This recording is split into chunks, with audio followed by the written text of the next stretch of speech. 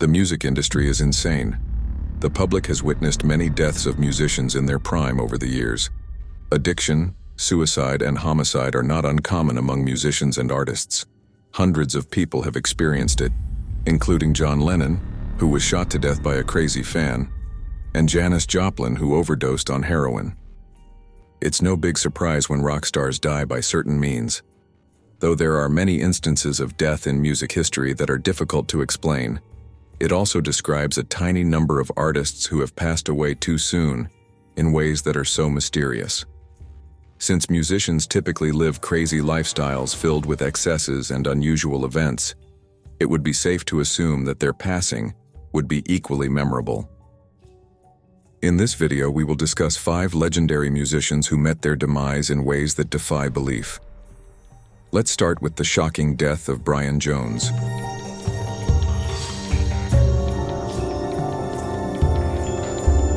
But before we dive in, some of the details in these stories are disturbing and may not be suitable for all audiences, so viewer discretion is strongly advised. As always, remember to hit the like button, subscribe, and turn on post notifications to stay up to date with the channel. Alright, let's dive into the video. The passing of Brian Jones, one of the main members of the Rolling Stones, is one of the most haunting mysteries in rock music. On July 3, 1969, Brian was found dead at the bottom of his swimming pool at Cochford Farm, his Sussex estate. But his last days were occupied with plans for a fresh start, which added to the mystery of the tragedy. Brian purchased the home that had belonged to Winnie the Pooh creator A.A. Milne in November 1968. During his visit in late June, Alexis Corner noted that Brian was very happy. In regards to his intentions to start a new band, Brian had contacted Corner, Stewart, John Lennon, Mitch Mitchell, Alan Price, and Jimmy Miller. Has Anybody Seen My Baby? And Chow Time are 2 of the songs that Brian allegedly recorded in the weeks before he passed away. Brian Jones was a multi-instrumentalist who was well known for his creative usage of a range of instruments on the Rolling Stones' early albums. However, his life was marked by personal turmoil, drug misuse, and band conflicts. Because of his unpredictable behavior and incapacity to tour, Brian was fired from the Rolling Stones, a band he had helped form, by June 1969. Less than a month later, he died. Early on July 3, 1969, Brian was found unconscious at the bottom of his pool at Cochford Farm. His Swedish partner, Anna Wolin, claimed to have been able to feel his pulse when he was removed from the water, and she believed he was still alive. Unfortunately, the 27-year-old was declared dead when he was taken to the hospital since medical assistance had come too late. Brian died, according to the official coroner's report, from drowning while under the influence of drugs and alcohol. He had a considerable amount of alcohol in his system, and the autopsy showed evidence of narcotics, including amphetamines and barbiturates. Given that Brian had a history of substance addiction and had drowned by accident, this decision appeared to be simple. Numerous theories surfaced shortly following Brian's passing, with Stones members claiming that he was murdered. According to accounts in 1993, Brian may have been murdered by Frank Thorogood, a builder who was working on the property and the last person to see him alive. Tom Keelock, the Rolling Stones driver, allegedly heard Frank confess the crime, but Keelock later denied it. The 2005 movie Stoned later portrayed this theory. Brian was allegedly slain by Frank Thorogood following a financial dispute. Frank had been paid £18,000 for his work at Cochford Farm, but had sought an extra £6,000. Senior police officers are accused of covering up the murder after recognizing that local authorities had handled the original investigation improperly. Following fresh evidence from investigative journalist Scott Jones, who had identified numerous people at Brian Jones's home the night of his death, Sussex police reviewed Brian's case in August 2009 for the first time since 1969. Additionally, the reporter had uncovered undiscovered police records stored at the National Archives. Following the review in 2010, the police opted not to reopen the case. John and Barbara, Brian's children, continue to believe their father was killed. In support of the murder theory, Barbara appears in the 2019 documentary Rolling Stone, Life and Death of Brian Jones. To fully understand the viability of the accidental drowning theory, it is essential to consider Brian's swimming prowess. Brian was a skilled swimmer, according to accounts from friends and acquaintances. It was unlikely that he had drowned by accident, per Anna Wolin and other close colleagues, especially in the shallow section of the pool where his body was discovered. It is undeniable that Brian had booze and narcotics in his system. His severe drinking and drug usage in the months before his death have been repeatedly reported by friends and bandmates, which had a very negative impact on his physical and emotional well-being. Brian's inner troubles are depicted in several anecdotes from those who knew him well. There are conflicting reports of what actually happened on the night of his death. Over the years, Janet Lawson, a nurse who was on the scene, gave contradictory testimony, at times implying an accidental drowning, and at other times pointing to foul play. The mystery has only been heightened by her contradictory remarks. There is still uncertainty surrounding Brian Jones's death, and each hypothesis adds to the bigger, more complex picture. Even if the official conclusion of death by misadventure is still in effect, there are other theories that continue to arouse curiosity based on a variety of testimonies and inconsistencies in the inquiry. Much like his death, Jones's legacy is complicated. He was a groundbreaking artist whose influence continues to this day, but his life also acted as a cautionary tale about the perils of celebrity stardom. As the years pass, the mystery surrounding his death continues to captivate and draw in both fans and specialists, even if it may never be fully resolved. Now let's discuss the tragic death of none other than Elliott Smith. When Elliott Smith, an Oscar-nominated folk singer who had openly discussed suicide, was found dead, nobody was really surprised. But Elliott Smith's background is much more complicated than most people realize. After years of relative obscurity, Elliott Smith's sudden surge to stardom came after he had played in Portland with several bands, including Stranger Than Fiction. Not that he didn't have success either. Many folk singer-songwriters are known for their reflective, melancholic songs, but none are as good as Elliott's. Some critics thought he was Mr. Misery, a pun on the song Miss Misery from the Good Will Hunting album, for which he received a 1998 Oscar nomination. He was the unhappiest man in the land, and was a vocalist you sympathized with more than you listened to. Singer Mary Lou Lord, a friend of Elliott's, claims that Elliott was carrying on the tragic legacy of her ex-boyfriend Kurt Cobain, who was recording music for the Sad Kids. Elliott Smith was singing about things he had personally experienced, such as heroin addiction, alcoholism, or sadness, so his melancholy was more than just sullen posturing. His second solo album, which was published in 1995, had a murky picture of people falling from a tall building on the cover. Elliott was strangely affected by fame.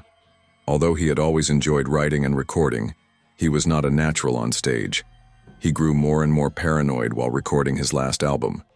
He battled drug and alcohol addiction at the time, and his diet consisted mostly of ice cream. This is not to deny that his death circumstances were startling. Elliott and his girlfriend, fellow musician Jennifer Chiba, reportedly got into a fight at their Silver Lake, Los Angeles home on Tuesday, October 21st, just before lunch. Elliott vowed to end his life as the argument grew more heated. Jennifer, like the majority of Elliott's close pals, became used to his exaggerated threats to take his own life. He was, after all, a man who, in the late 1990s, when he decided to move from Portland to Brooklyn, told his friends in Oregon that he was likely to commit suicide and would never see them again. Ignoring him, Jennifer shut herself in the restroom. According to one version, the year before Elliott's passing, Jennifer had threatened him with a knife.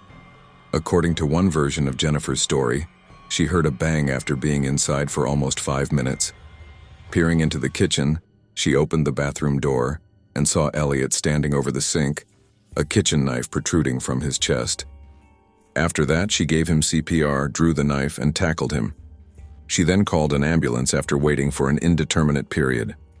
20 minutes after arriving at the hospital, he was declared dead despite emergency surgery. He was only 34 years old. While suicide by this means is rare, Less than 4% of suicides in 2001 and 2002 were caused by sharp force trauma, with the majority of those being wrist slashes, according to the LA Coroner's Office, which handled Elliott Smith's case. You insert the knife between the ribs after rotating it sideways. For those who are so depressed that they no longer care about themselves, it is an agonizing way to pass away. Although many people think they were self-inflicted, the specifics of the stabbing are still being investigated by the authorities. "I'm so sorry. Love, Elliott," says a supposed suicide note that was later discovered. His death, according to others, might have been the result of manslaughter or possibly murder. It's understandable why so many people continue to have doubts regarding Elliott's passing. A week before his passing, Elliott called his producer, Larry Crane, and expressed interest in recording a new album by phone. Given that Elliott had managed to stay clean and wanted to record new songs, it didn't seem possible that he would have planned to take his own life. Some of Elliott's friends think the description of him attempting suicide is true. Larry Crane recalls Elliott showing him a pretty bad scar on his chest in 1997, suggesting that he may have attempted suicide in this manner previously. He shared with another friend that he used to spend his evenings strolling along the deserted subway rails after relocating to New York. The majority of people assumed that Elliott's depression sprang from childhood trauma while he was living in Texas with his mother and stepfather. He once admitted to a reporter for the American magazine Spin that he might have gone after his stepfather if he hadn't had music to fall back on. Nothing, of course, appeared to be able to cure his despair.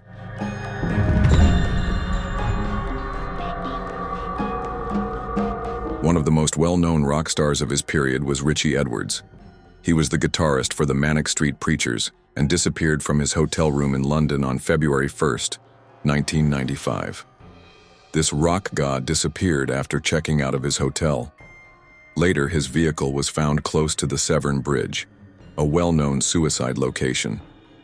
As Manic Street Preachers' lyricist and guitarist, Richie wrote songs about suffering, including eating disorders, suicide, self-harm, prostitution, the Holocaust, serial killers, and other sinister subjects. Richie Edwards, who was angular and gaunt, with dyed black hair, smudged mascara, and an androgynous glam punk attitude, drew a horde of complex young followers searching for their generation's Morrissey with her severe agony, literary allusions, and traditional good looks. The musician went missing 30 years ago on Saturday, February 1st, 2025. Early in the morning, he drove to Wales after checking out of his London hotel. He crossed the Severn Bridge, which spans the gap between England and Wales, on the same day. His remains have never been found. Richie Edwards was formally certified deceased in November 2008, and it is generally assumed that he committed suicide at the age of 27. However, there is no concrete evidence that he committed suicide. Thus, a mystery has emerged and begun to soar. Richie Edwards was dreading going to America. He and James Bradfield hung back in the Embassy Hotel's underground parking lot to listen to some of the demos that were recorded at the house in the woods just before he called his mother to share his fears. Richie went to room 561 after the two of them booked into adjacent rooms. They made plans to get together later and go out and check out the neighborhood eateries, pubs, and cafes along Queensway. When James Bradfield knocked again, Richie had already decided he would rather stay in and spend the evening alone. James Dean Bradfield was the last person to see Richie alive in the version of events that was made public. However, Richie had a visitor at the hotel between James's departure and return. The musicians' members told the Edwards family a great deal about the next few hours. The band told Richie's sister Rachel that Richie was in his room that night with a woman named Vivian. Rachel has been unable to determine Vivian's relationship to Richie because the band has only mentioned her in passing. Rachel reviewed official police files, but none of them included any reference to her. She is thought to have been a fan who became a friend, but Rachel has made unsuccessful attempts to find her ever since. The Edwards family still doesn't know who exactly was at the embassy that fateful night, getting ready to leave for the States, whether it was from the record company or the management, in addition to the enigmatic Vivian. It is unclear if Richie departed the embassy with Vivian, his visitor, or what time and how long she was with him that evening. James waited for his friend in the hotel lobby the next morning. Richie, who is always on time, did not show up. When he didn't hear back from Richie's room, James became worried and asked a staff member to unlock it using a master key. Richie wasn't there when he walked in. They discovered a bath full of water and a present package with several things inside, including books, films, pictures, and a letter that said, "I love you." This was sent to Jo, his ex-girlfriend, and subsequently sent to her. The package, which was wrapped like a gift, was embellished with phrases from literature and a collection of mysterious pictures that featured anything from cartoon characters to decrepit palaces. Richie spent £9.60 at a Surrey printer the day before the box was found, according to his receipts. Could that have covered part of the box's photographic embellishments? If so, how long had Richie been preparing to give Jo this farewell present? Martin Hall, the band's manager, reported the missing person to the Harrow Road police station 24 hours later. After being given access to Richie's address book, employees at Hall or Nothing started calling his connections. He had not been heard from. Nicky Wire called many hotels in Britain to check if Richie had checked in, while James went to the States by himself. Cardiff police released a public statement on February 15th, requesting information about Richie's location, that Manic Street Preachers guitarist Richard James Edwards has been missing since February 1st, 1995, after leaving the London Embassy Hotel. A few days after Richie disappeared, his car was found. His Vauxhall Cavalier was parked at a rest stop near the Severn Bridge in England. Inside the car were family photos Richie had taken after Christmas. A parking attendant reported the car on February 17th, but said he'd first seen it abandoned on Valentine's Day.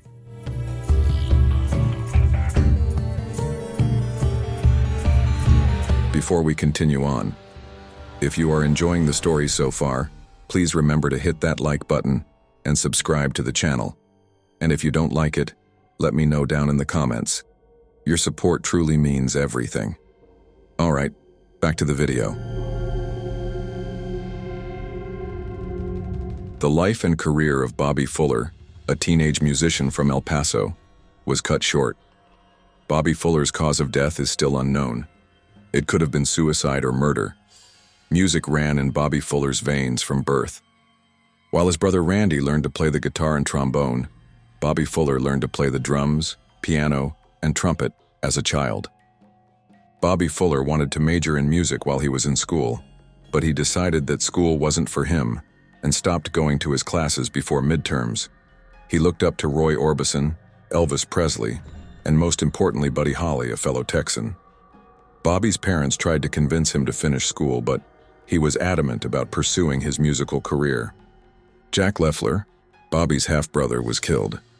His remains were discovered on February 22, 1961.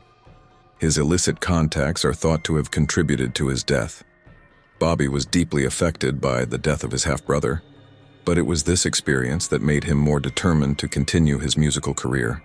This well-known young rock star's lifeless body was discovered in the front seat of his vehicle in Hollywood, California, on July 18, 1966. Bobby was poised to be the next big star when he arrived in Hollywood and signed with Defy Records. The band was playing as the main act at popular venues all around the nation by 1966. Even though Bobby's body was in full rigor mortis when they found him, investigators initially believed it to be suicide. This implied that he had been unconscious for a few hours. Furthermore, Bobby's mother said that suicide was illogical. Additionally, she stated that Bobby's automobile had been missing all night and was still missing when she checked the next day. When Bobby's mother went to get the mail at 5 o'clock in the evening, she discovered the car had inexplicably turned up with her son's body inside. The issue here is that Bobby did not drive the car that entered the lot, because dead guys do not drive cars. The question then becomes, who did it? The actual crime scene was strange. Bobby's face, his chest, and the car seat were all covered in blood. Gasoline saturated his clothes and his body. A partially filled gas can with a rubber hose connected to the spout was situated on the floorboard. Police were still investigating when Delphi Records' Bob Keane arrived. Initially, it was believed that Bobby's death was caused by his consumption of gasoline. However, there was no gasoline in his stomach according to the autopsy. Inhaling gasoline fumes was then blamed for his death. The right index finger was broken, and the chest and shoulders were heavily bruised. However, there was no evidence of foul play according to the Los Angeles police investigation. The cops persisted even though nothing appeared to indicate suicide. Those closest to Bobby admit that in the days leading up to his death, he was unhappy with Bob Keane and Delphi Records. The cause of Bobby's death is the subject of several speculations. Bobby Fuller's death is also thought to have been caused by the drug LSD. Many people experimented with the popular substance in the 1960s. Bobby is thought to have collapsed after attending a local LSD party. Bob Keane suggested to music writer Dan Epstein that someone may have wanted to hide Bobby's death by saturating his hair, pouring gasoline down his throat, and making it appear as though he committed suicide. Other speculations about Bobby Fuller's death also surfaced. Dan Epstein claims that a gangster who invested in Bob Keane's label dispatched thugs to kill Bobby. The label's life insurance policy on Bobby would benefit the mobster, and because the singer intended to leave the group, the only way to get the money was to have Bobby Fuller killed. The mystery woman Melody is the subject of the following theory. Melody allegedly had a side relationship with Bobby Fuller while dating a low-level gangster. This idea holds that her boyfriend sent individuals to kill Bobby after learning that they were more than just friends. Questions are raised right away, even if the cause of death was later altered to accidental. Why would someone who had just achieved breakthrough success inadvertently ingest gasoline and then beat themselves up? Given his condition, how could he have driven himself home? Given that he had scheduled a meeting with his band for the next day, why would he kill himself? Since the case is sealed under California law, it is unlikely that anybody will ever know if Bobby Fuller's death was caused by suicide, murder, or an accident.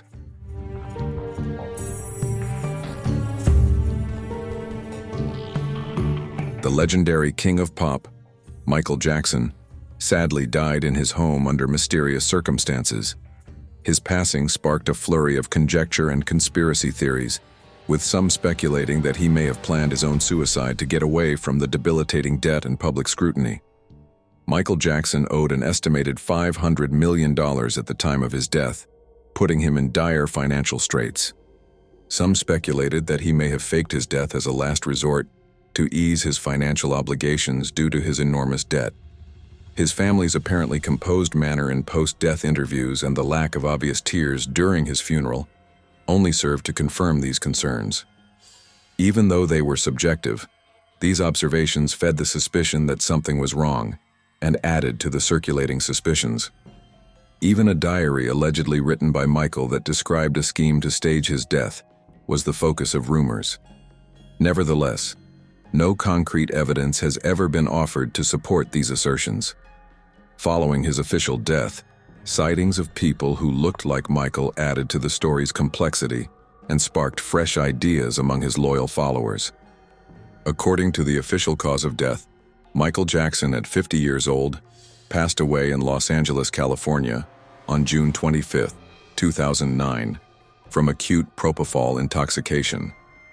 Dr. Conrad Murray, Michael's doctor, reported discovering him unconscious and with a weak pulse in his bedroom.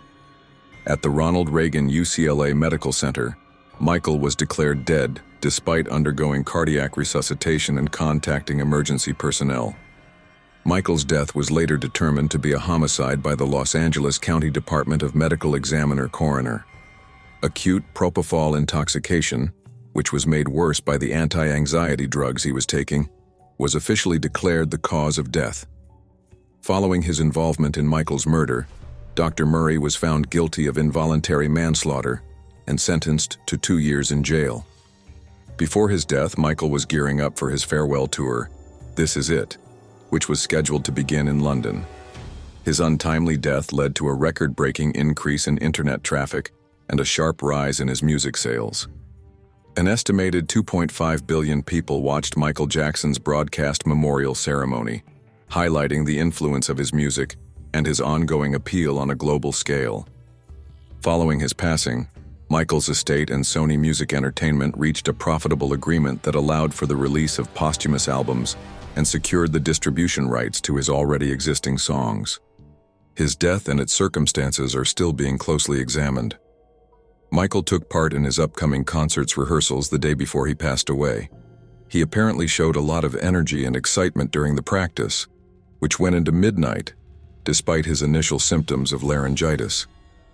When Michael got home in the wee hours of the morning, he went to bed. Michael was well known for having trouble sleeping and had previously used a number of drugs to help him fall asleep. Dr. Murray gave Michael a mix of sedatives including midazolam, lorazepam, and diazepam the night before he passed away. Conrad Murray testified that Michael frequently asked for propofol, a potent anesthetic he had previously taken as a sleep aid when these drugs failed to put him to sleep. Eventually, Conrad gave in to Michael's demands and gave him the propofol. Conrad said that after Michael eventually dozed off, he left the room for a moment. When he returned, he found Michael Jackson unconscious and with a faint pulse. Conrad Murray's story of trying to bring him back to life has been viewed with suspicion.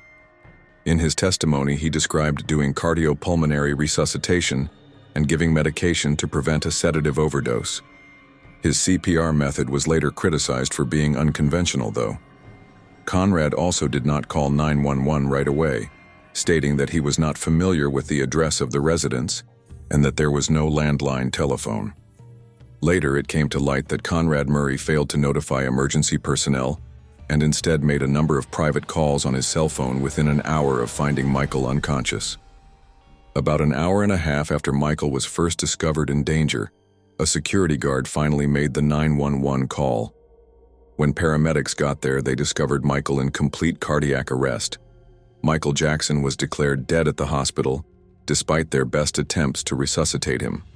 The Los Angeles County coroner conducted one autopsy after Michael's death, and the Jackson family also ordered a private autopsy. In the end, the coroner's report determined that Michael Jackson's death was a homicide due to acute propofol intoxication, which was made more difficult by the presence of other drugs. According to the investigation, there were no serious underlying medical issues that contributed to Michael's death, and he was otherwise in generally good health for his age. Several law enforcement organizations, including the Drug Enforcement Administration and the Los Angeles Police Department, were involved in the investigation into Michael Jackson's death. Because of the DEA's assistance, detectives were able to follow the complex chain of prescription medications that Michael received, including some that were written under false names. Because the Jackson family was given access to the crime scene before any evidence was gathered, questions were raised concerning the chain of custody and the LAPD's treatment of the incident. These concerns contributed to the ongoing speculation about Michael's death, even though they weren't necessarily indications of wrongdoing. During the investigation, allegations of Michael's heavy drug use surfaced.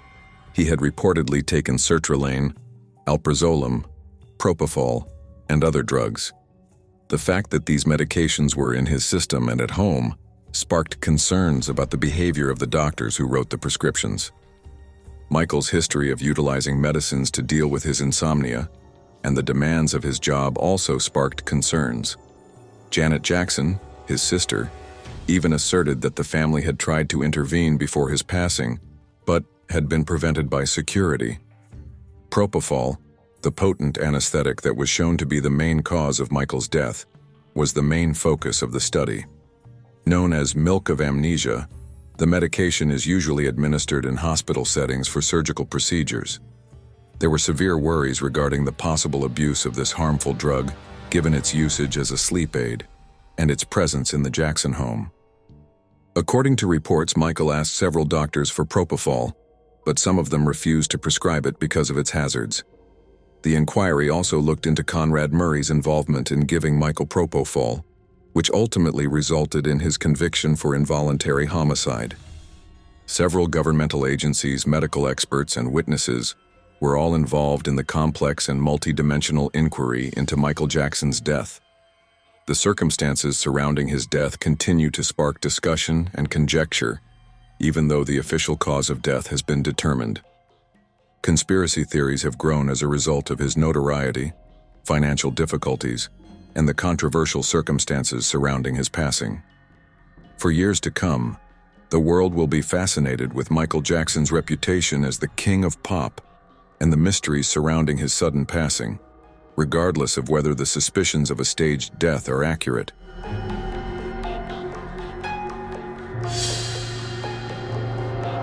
So, what do you think about these stories? Let us know your theories in the comments below. If you enjoyed this video, be sure to check out part 1 of this series. It should be on your screen now. If you have a topic suggestion, please send it to the email in the description.